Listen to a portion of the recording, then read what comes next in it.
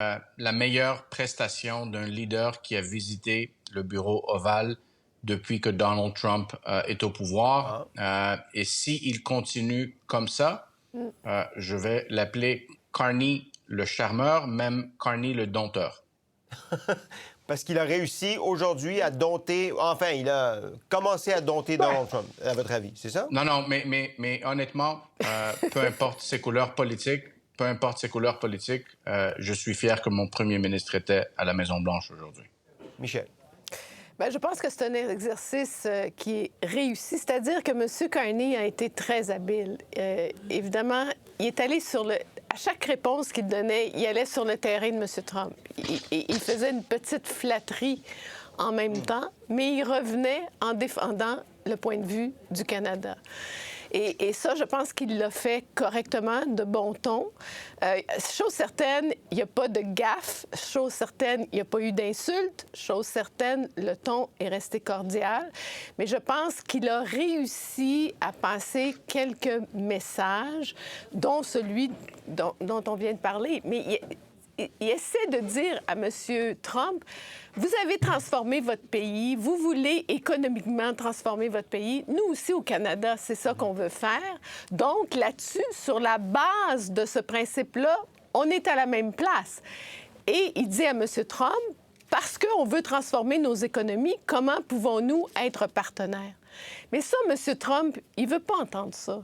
Il ne veut pas être partenaire. Il dit, j'ai pas besoin de signer d'accord, moi. Tantôt, je vous ai dit, il n'en veut pas d'entente. Mais il le dit. Il dit, pas besoin de signer d'accord. C'est les autres qui veulent des choses de nous. Mais tu sais, nous, on veut rien. Donc, je pense que M. Carney a parlé pour le Canada. Et il s'est adressé aussi aux Canadiens d'une certaine façon, parce que la preuve, nous sommes tous rivés à ce qu'il dit pour être sûr qu'il défend nos intérêts. Mais M. Trump, évidemment, ne mord pas. Et je termine là-dessus. M. Trump dit, vous savez, le temps, c'est le temps qui va jouer. Au sujet du 51e État, on peut jamais savoir ce qui peut se passer. Mais même au niveau commercial, même sur les tarifs, il dit les tarifs sont là pour rester, puis il dit on verra avec le temps. Alors, c'est là qu'on en est. Jean-François. Bon, alors, il nous a pas fait honte. C'était de la torture. Ouais. Le pauvre gars. Ouais. J'avais de la peine pour lui, là. OK? Ouais. Alors, évidemment, il était obligé d'entendre, d'écouter sagement Trump dire un certain nombre de vérités, mais un plus grand nombre de conneries. Lorsqu'il parlait du reste du monde, très bien, il n'avait pas à intervenir. Mais là, il devait doser ses interventions. C'est ça. Alors, il avait appris de ses amis Macron et Stormer, etc., que, évidemment, il fallait de la flagornerie. Alors, il a commencé avec de la flagornerie. Mais ce qui est important dans la flagornerie, c'est de rester sur ce qui est crédible et ne pas dire ce qui n'est pas crédible. Moi, j'ai trouvé qu'il en a mis un peu trop. Pour les gens qui n'ont peut-être pas entendu, les fleurs qu'il a envoyées, c'est sur la sécurité des États-Unis, c'est sur la stimulation de l'économie. Donc, M. Carney a commencé en disant ça avant de dire autre chose sur l'importance d'être des partenaires économiques. Je vous laisse continuer, Jean. C'est ça. C'est comme si vous voulez dire à quelqu'un qui a une robe affreuse, mais vous ne voulez pas dire que c'est affreux, vous dites c'est remarquable. C'est remarquable, c'est spectaculaire. On ne voit que vous, OK? Alors, mais tu dis pas que c'est beau. Exactement. OK? Tu dis pas que c'est beau. Ça, j'ai une longue pratique de ça. Ben oui. Mais là, quand on va relire cette phrase qui était c'est sûr qu'elle elle avait été pratiquée. Alors là, il y a quand même, bon, il a dit, vous êtes un premier ministre transformationnel, vous êtes un président transformationnel. Ouais. C'est vrai. Vous êtes en train de détruire les États-Unis. Vous êtes en train de transformer les États-Unis. C'est vrai. Bon. OK, c'est la robe, ça. C'est comme la robe. Vous vous préoccupez énormément du travailleur américain. C'est vrai. Vous le faites mal, vous allez augmenter ses coûts, mais vous en préoccupez. C'est vrai. Mais ensuite, il a dit, vous avez amélioré la sécurité du monde.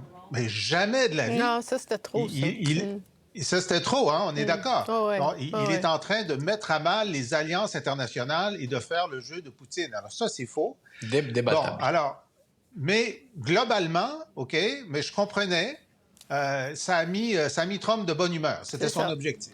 Bon, ensuite, le 51e État est arrivé. Trump avait décidé de ne pas en parler, mais il n'était pas capable de résister à partir de la deuxième question. Puis là, il est parti sur un certain nombre de faussetés sur on n'a pas besoin de ceci, on n'a pas besoin de votre aluminium, on n'a pas besoin de... Et là, le problème de Carney, c'est sûr qu'il s'était fait dire, il ne faut pas débattre avec lui. Il ne faut pas débattre, mais il faut donner un contre-discours. OK? C'est que là, il est parti en disant, le Canada est votre principal client dans le monde. OK?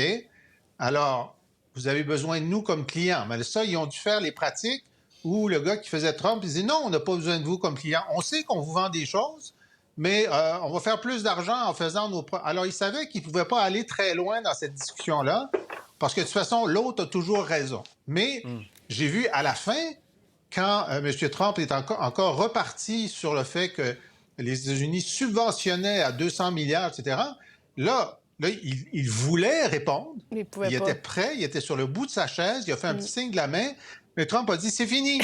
Ça fait qu'il a coupé le sifflet.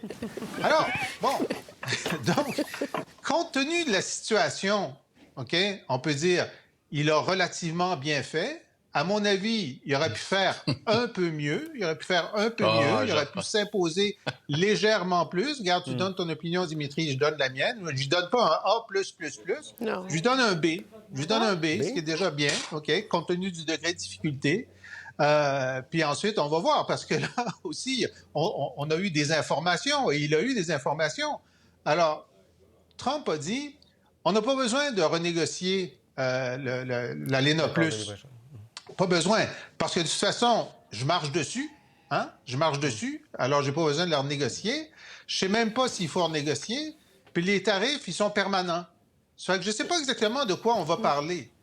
Alors, ça mettait à la table aussi de dire que sa position était un petit peu inflexible, mais c'est toujours ce qu'on dit avant de se mettre à parler. Mais par ailleurs, il a été très élégant. Trump a été élégant envers M. Carney, inélégant envers Trudeau, inélégant envers Chrystia Freeland. Sans la nommer. Il n'a pas l'air au courant qu'elle est toujours ministre du Commerce.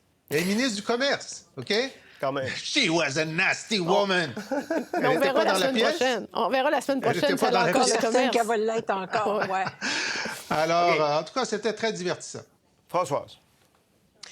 Divertissant, effectivement. D'ailleurs, si vous vous souvenez, Trump nous a dit qu'il y aurait une grosse annonce, probablement la meilleure annonce à venir jeudi, vendredi ou lundi. Et moi, c'est là que Mark Carney m'a gagné, à savoir qu'il aurait pu avoir l'air un peu... Écoutez, là, tu t'en vas au bureau ovale, tu le sors d'un pays entre les mains, tu as fait toute une campagne, tu peux t'écraser, tu peux te faire arracher la tête.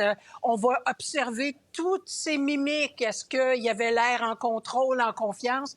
Et quand il a commencé en disant « Je suis au bout de mon siège, j'ai tellement hâte dans... » C'est ça que ça laissait insinuer. Hey, le monde entier attend ton annonce de jeudi, vendredi. Et je me suis dit, voilà un être intelligent.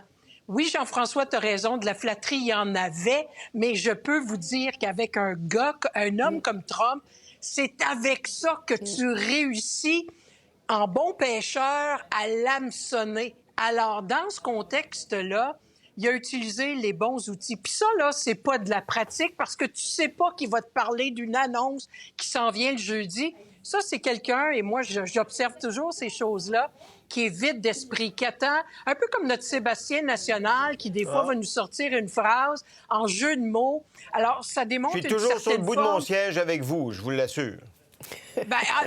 On sentait que Mark Carney était très... Même pour ceux qui me disaient « Hey, il n'a pas parlé beaucoup », qui m'écrivaient pendant ce monologue sans fin de Donald Trump, on voyait qu'il mesurait ses moments d'intervention. Il y a des moments où il n'y avait pas le choix. Il fallait qu'il réponde. Quand Donald Trump a parlé du 51e État, je me suis dit « Chum, ça passe ou ça casse là », et ça a passé avec sa réponse. Pour voir nos émissions en entier, rendez-vous sur la chaîne Ici RDI.